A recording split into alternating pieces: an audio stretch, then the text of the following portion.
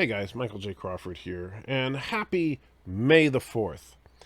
May the 4th, of course, being the unofficial holiday to celebrate that franchise that takes place a long time ago in a galaxy far, far away.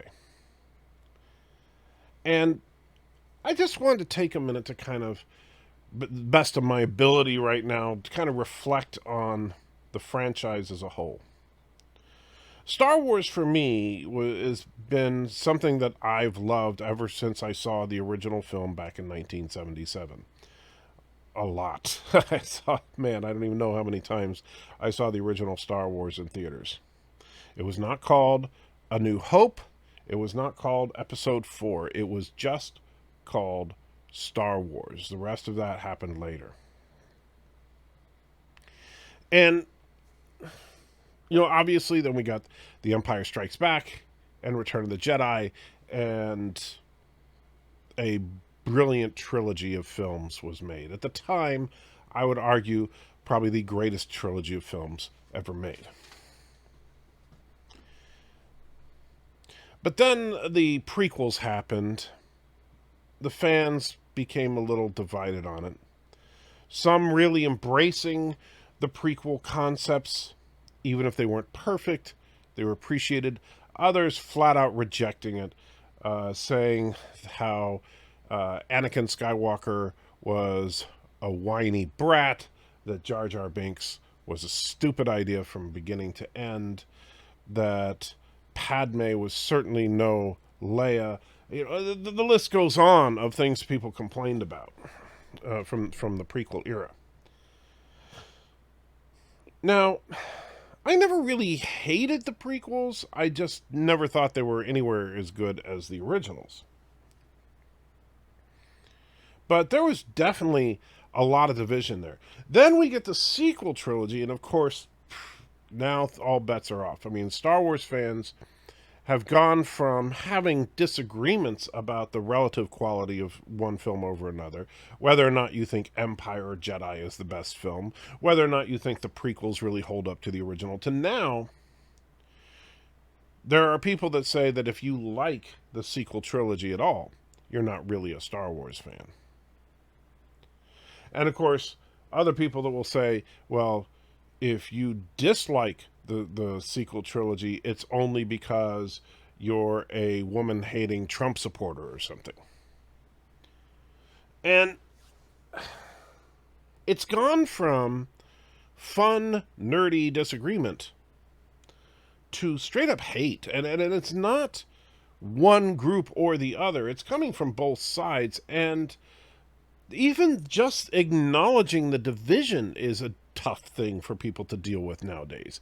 This kind of caught me by surprise a little bit, but recently Echo Base put out a video about the division in the fandom, and they suggested that this really happened during the prequel era, and I tend to agree. I think that's where the fan base became divided. I just don't think that it became a really visceral division until the sequel trilogy. And there were people posting in the comments how this is crazy. Don't you know 95% of the fans hate the sequel trilogy? 95% of people think it's the worst thing ever. And I have to point out that while I certainly understand why a lot of people dislike the sequel trilogy. I will tell you, I'll get into that in a minute. I don't hate the whole trilogy. I really, really hate The Last Jedi. But the trilogy as a whole, I'm kind of mixed on. But I'll get into that in a couple of minutes. But first of all, the people are trying to argue that 95%, everybody just hates. You can't be a Star Wars fan and not hate that trilogy. And I tried to point out to one of the commentators, or the commenters, that, Rise of Skywalker is still one of only 48 films in the history of the motion picture industry to break $1 billion at the box office. it's still the 33rd highest grossing film of all time. Now, you would have expected it to be higher on the list, considering it's a Star Wars film. Sure, absolutely, as far as they were hoping to make more on it, because obviously The Force Awakens is like in the top 10 of all time, I believe. And so they were expecting more. But to suggest that 95% of the fans hated it, I'm sorry. Look, it's one thing to not like the film. It's another thing to be willingly, knowingly ignorant of the facts. And not everybody hated the film. Not everybody loved it either. And if you're trying to sit there and suggest that everybody loves the film or everybody hates the film, I think it's because you're living in an echo chamber of sorts. And that's unfortunately something that the internet and magnified by the lockdowns and COVID and everything, the internet has become this, where we tend to go to people we agree with all the time. And so we get this confirmation bias because everybody we talk to hates this film. Therefore, everybody hates this film, right? Because if you're a subscriber to Just Fandom Menace channels, for example, then you're going to basically come out of it thinking that everybody thinks the way the Fandom Menace does. But that's not the case. There is more diversity of opinion out there. I, for one, think that the sequel trilogy certainly has its problems, a lot of them. But I don't think that the problem is an evil witch, Kathleen Kennedy, living in her tower, twirling a proverbial mustache, trying to plot the downfall of a franchise. I don't think that it is evil Rian Johnson trying to destroy the childhood of millions of people. Don't get me wrong. I'm certainly not defending their creative choices, especially Rian Johnson's.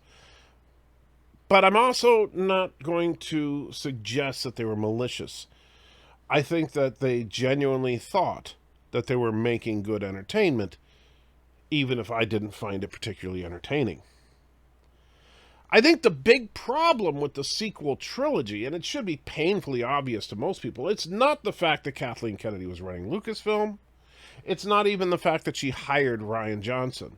The big problem with the sequel trilogy was the fact that it wasn't a trilogy at all. There was no sequel trilogy. We had 3 films that were in the same timeline, but it was not a trilogy at all. There was no overarching story that carried through from one film to the next. It just happened to be the characters doing stuff in chronological order, but it didn't feel like a trilogy of films like it should. And interestingly enough, it's not even, because I know that some people want to blame J.J. Abrams with The Force Awakens. And I'm not going to even go that far. I think The Force Awakens could have been the great opening of a great trilogy of films, had the second and third films built on it instead of the second film basically trying to undermine everything about it. And I'll tell you that looking at the trilogy in retrospect, where I think the sequel trilogy could have been great, is very simple. I think The Force Awakens was overall a pretty solid movie. I think that its biggest problem was the ending. The fact that Rey beats Kylo Ren at the end of the film, then sucks the tension out when the two of them confront each other again. Because, as Snoke eloquently put in The Last Jedi, it was the first time she'd ever picked up a lightsaber and she beat him. And he was a trained Force user and a trained saber master. And yet she beat him literally the first time she ever picked up a saber.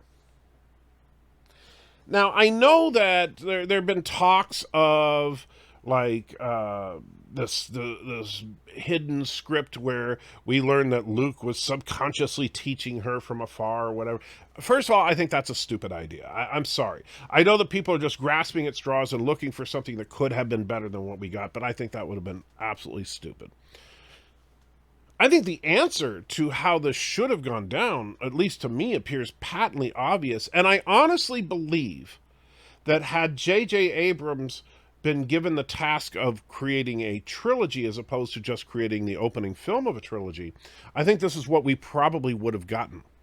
And that is that Rey was, I still think she was going to end up being the granddaughter of Palpatine, but I think she was going to go full on dark side. I think that she was going to be the big villain by the end of the trilogy, that it was going to be almost an echoing of the Anakin storyline from the original, except that look at how insanely powerful she is. That would explain so much about her. The fact that she is almost immediately able to use her maximum potential.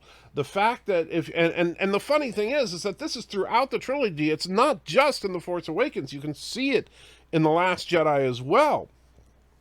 Rey always looks angry. She's always fighting with this rage, and it really would have made perfect sense. And they even went so far as in The Last Jedi to have her drawn to the dark side. And Luke commented that she never even resisted. All the seeds were there, they just didn't follow through with it. I don't know why. I genuinely don't know why. I don't understand why. I don't know if it was orders from on high. I don't know if they just didn't have the cojones to do it. I have no idea. But since there was not a cohesive plan for a trilogy, just a movie followed by a movie followed by a movie, there was no clear vision for the trilogy. I think that the seeds of that vision were there in The Force Awakens, and then when Rian Johnson took over, he's like, I'm going to do my own thing. And then he basically went out of his way to kind of undermine everything from The Force Awakens. And so now when they're trying to do a cleanup on it, they're like, okay, JJ, fix it.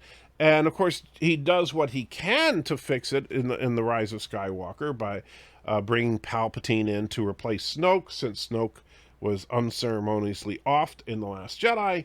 And then and he did what he could. It wasn't the worst film, but it was definitely choppy. You know, I gave it a 6 out of 10 as my final score. I would probably have given The Force Awakens like a 7 out of 10. The Last Jedi, I would have given a 3 out of 10 at best. And that's only because The Last Jedi was well made, even if it was absolute garbage as far as story was concerned. But the problem was that we had one really bad movie in the trilogy. And in fact, in the entire Star Wars saga, I would say it was the only truly bad film. Other movies had bad moments in them, notably The Phantom Menace did, but I think that The Last Jedi was the only Star Wars film in the 9 films of the primary continuity that was a bad movie. And, of course, many of us, myself included, got online and started ranting and raving about it. And they did what they could with damage control in the films. And then they brought us The Mandalorian. Truly, The Mandalorian was, to me at least, a return to form for Star Wars. The only thing that I was really missing in The Mandalorian was to have Force users. I personally, I really dig the Force. I like the whole idea of the Jedis and the Sith. I know some people are really excited about a show centered around a non-Force user, like a bounty hunter. To me, that's just not as exciting. Like the Book of Fett coming out this winter, I'm sure it'll be good. Don't get me wrong, I will definitely watch it, but I'm just not that excited about it like I am the Ahsoka show, because I want to see Jedi, I want to see Sith, I want to see the Force, I want to see lightsabers. If I just want to see scoundrels running around with blasters, you know what? There's a million different sci-fi shows that I can. Heck, I'll just watch Guardians of the Galaxy, right? I just as soon. I would probably rather watch Guardians of the Galaxy than another Han Solo movie, right? Because they did it better in Guardians, you know. So I just don't think that that's the way it should go. But I do think that Mandalorian was a solid show, right? It was really good. It was enjoyable, had a good, cohesive story. I think the Western in space concept was basically Samurai Jack in space, was beautifully done. And I, for one, was celebrating the fact that Star Wars was back. Unfortunately, many in the fandom out there were also trying to say how, oh, it's all going to fall apart any day now. Every time a woman came into the show and did anything at all impressive, people would start screaming that the show was going woke. If, you know, it was just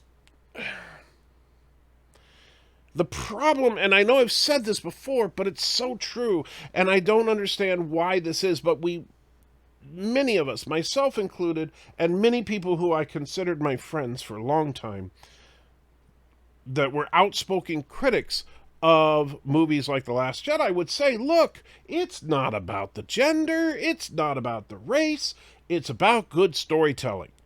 It's about, are we going to tell a good story? Are we going to have interesting characters? And if the answer to that is yes, we'll love it. And then we all cite the same kind of examples. We talk about Sarah Connor from the first couple of Terminator films. We talk about Ellen Ripley from the first couple of Alien films and how they're royalty to the nerds out there. We'll talk about even Princess Leia from the original trilogy, right? We love our strong female characters. We just didn't like this garbage that we got fed in The Last Jedi. And I'm on board with that 100%. But if every time a strong female character comes on, we're going to either say, why can't we have a guy? Or, oh, now they're going woke, which was kind of the reaction with several episodes of The Mandalorian, including, by the way, the episode which introduced us to Cara Dune. That episode featured 2 strong female characters, both of which were interesting enough characters, and around the world, the fans were going, right? They didn't hate Cara Dune for the most part. They were just kind of course it's a woman. That was the general tone from the fans. Meanwhile, not to pat myself on the back, but I was out there saying, no, this is how you do a badass woman. This is how you do. She was awesome. I loved her the first time I saw her. And I thought she was great. Now, of course, you would swear that everybody was worshiping at her feet the way that they acted when she was not fired from Lucasfilm. But that's a whole other conversation. So instead of celebrating what the improvements that Star Wars is making, I look around at the channels, people that I considered friends for a long time, people who I've respected for a long time. And I see the same old rumor baiting that we've seen for years now. Kathleen Kennedy is about to be fired. There's turmoil in the boardrooms at Disney. They're trying to figure out a way to make it all woke again. They're doing everything, all this crap. Rather than, hey, you know what? It's May the 4th, and the last little bit of Star Wars we got was freaking awesome. When we saw Luke Skywalker show up and kick that butt like we wanted to see in The Last Jedi, that was freaking awesome. So this year, I will tell you, I am very happy for Star Wars this May the 4th. And I hope that the stuff that comes in the future is going to be awesome. If it is, great.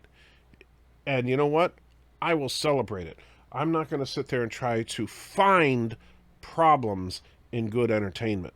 And instead, I'm simply going to enjoy it. Because isn't that what entertainment is supposed to be?